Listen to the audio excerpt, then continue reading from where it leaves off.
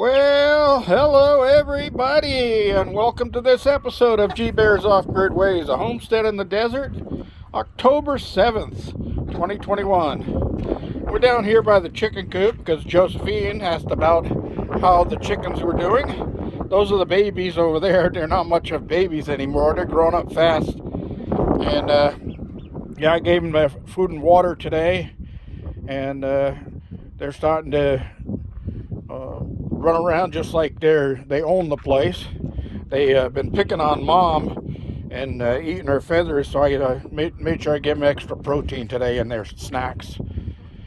And they still run away from me because, of course, when I took them out of the main coop, they didn't like being reached in after because they were new to it.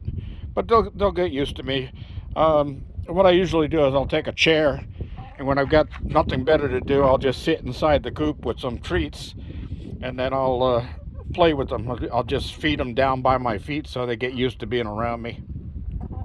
As you can see, all these girls are used to being around me, and they sure are producing eggs. They're doing a good job of eggs. I gotta tie that piece of string up there. I see that hanging down there, blowing around. They're gonna start picking at it. String. Oh, that reminds me. A piece of string walks into a bar. Says the bartender, "Give me a drink."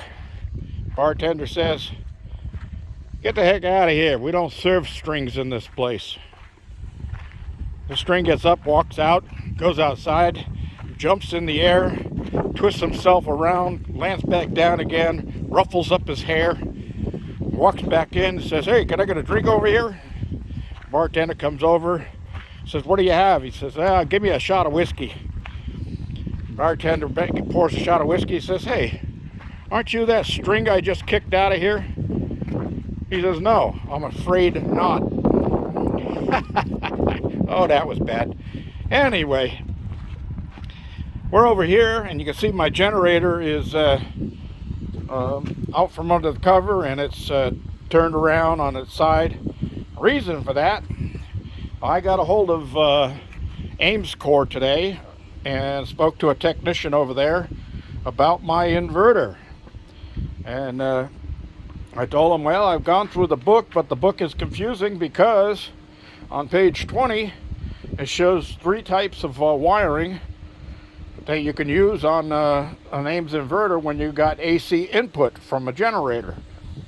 But then on the page 21 it says that only the certain serial numbers or model numbers of Ames inverters can use diagram number 2, which is what I wanted, which is a 240 volt input for 240 volt output. So he says, yeah, well, you can still do it on that one because yours is a split phase.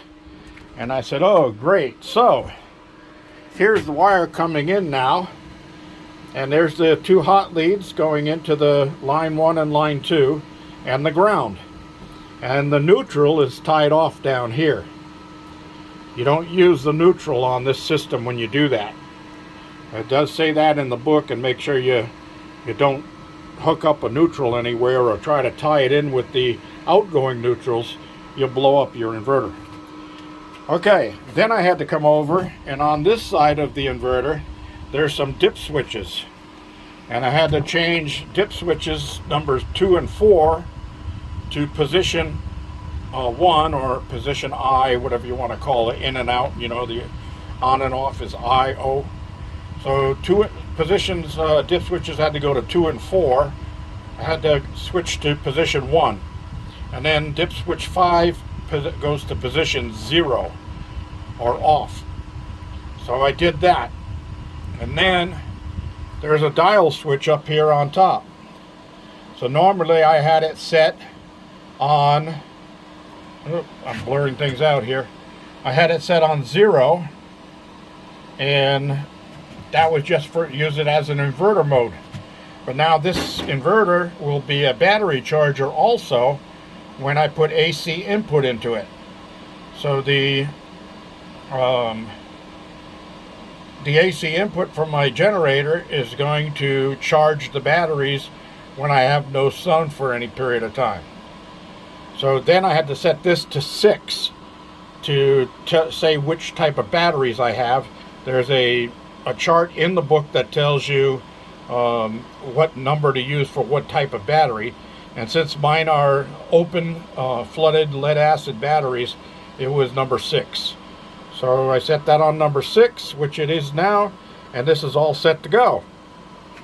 So all I have to do is go outside when there's no solar coming in because they're overcast or whatever. And I'm going to be building a little shelter over the top of this so that I can leave it out in the rain and take the cover off of it and run it, and I don't have to worry about the electronics all getting wet and that stuff.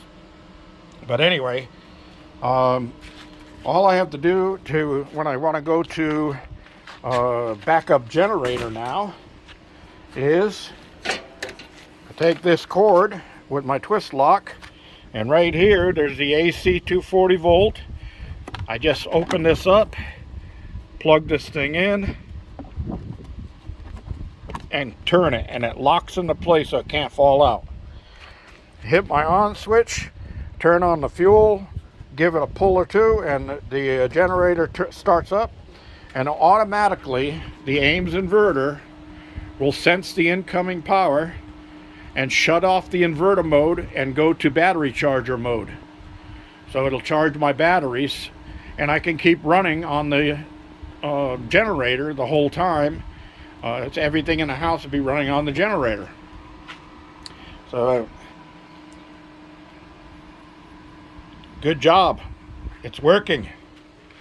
All right, so I'm going to leave this unhooked because you should always, whenever you're using a generator, you always start the generator before you plug any load into it, and you always disconnect any load before you shut the generator off. That prevents it from damaging any of the electronics in the generator itself. So I'll come out and put the cover back on here because there's a chance of rain. As you can see, the sky's looking like it, but there's a chance of rain for early morning. They're talking like 3, 4, 5, 6 at that point. But it's not a really big chance. It was at 70% at one point, but it's down to like 20% or 15% or something like that now. Really not much. All right, so next thing, oh, look at the awning I put on above my door there. That's a piece of metal that came off the back of a clothes dryer or a clothes washer that I had laying around. So I bent it into shape and made an awning out of it. Now I put 2 little metal braces on the side to hold it up. And the reason I did that was because last year, well, not last year, but actually 1 or 2 times last year, but the year before, when every time I got rain, the rain would come off the edge of the roof, run down the door, hit the threshold, and then seep under the door and wet my floor inside of there. And I decided I didn't want that to happen anymore. So I made this little awning out of this piece of scrap metal to keep it from doing that. Cool. So what else did I do today?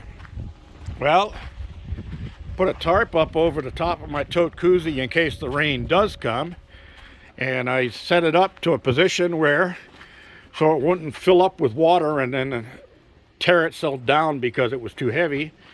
I set it up to a position where on this side the water will run down and want to drip off this edge right here. And I put a bucket down there.